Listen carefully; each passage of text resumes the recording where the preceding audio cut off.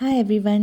ഇന്ന് നമ്മൾ ഉണ്ടാക്കാൻ പോകുന്നത് പയറും പ്രോൺസും കൂടി ചേർത്തൊരു മെഴുക്ക് പുരട്ടിയാണ്. അപ്പോൾ ഇതിനായിട്ട് പയർ ഇങ്ങനെ ചെറിയ കഷ്ണങ്ങളായി അരിഞ്ഞെടുക്കാം. പിന്നെ അതിന് വേണ്ടി കുറച്ച് പ്രോൺസ് ക്ലീൻ ചെയ്ത് വെച്ചിട്ടുണ്ട്. പിന്നെ ഒരു സവാള ചെറുതായി അരിഞ്ഞതും പിന്നെ 2-3 പച്ചമുളകും. ഇതെല്ലാ ഇൻഗ്രീഡിയൻസും കൂടി നമുക്കൊരു ചട്ടിയിലേക്ക് മാറ്റാം. ഇനി ഇതിലേക്ക് കുറച്ച് മഞ്ഞളും കുറച്ച് ഉപ്പും കൂടി ചേർത്ത് കൊടുക്കാം. മഞ്ഞളും ഉപ്പും കൂടി ചേർത്തിട്ട് നമുക്കിതെല്ലാം കൂടി നല്ലോണം മിക്സ് ചെയ്തെടുക്കാം.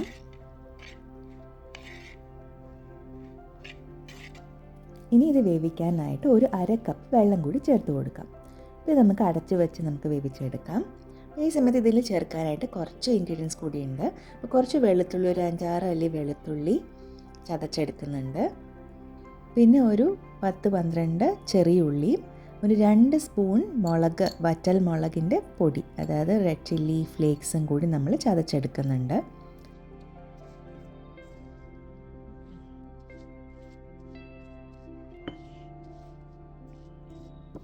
ഈ സമയത്ത് നമുക്ക് പ്രോണും പയറും വെന്തിട്ടുണ്ടോ എന്ന് നോക്കാം.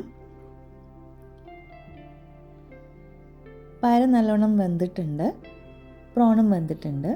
ഇനി നമുക്കിതിൻ്റെ വെള്ളം നല്ലോണം വറ്റിച്ചെടുക്കണം.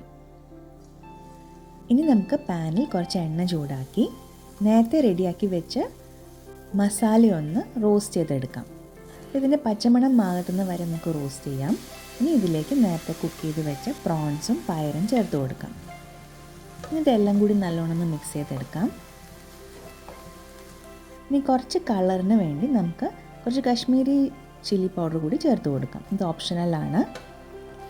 ഇതും കൂടി നമുക്കൊന്ന് മൂപ്പിച്ചെടുത്ത് കഴിഞ്ഞാൽ നമ്മുടെ സൂപ്പർ ടേസ്റ്റി ആയിട്ടുള്ള പ്രോൺ പയർ മെഴുക്ക് പുരട്ടി റെഡിയായി. അപ്പോൾ ഇത് ചോറിൻ്റെ കൂടി കഴിക്കാൻ വളരെ നല്ലതാണ്. നിങ്ങൾ എന്തായാലും ട്രൈ ചെയ്ത് നോക്കൂ, എന്തായാലും ഇഷ്ടമാവും. Thank you.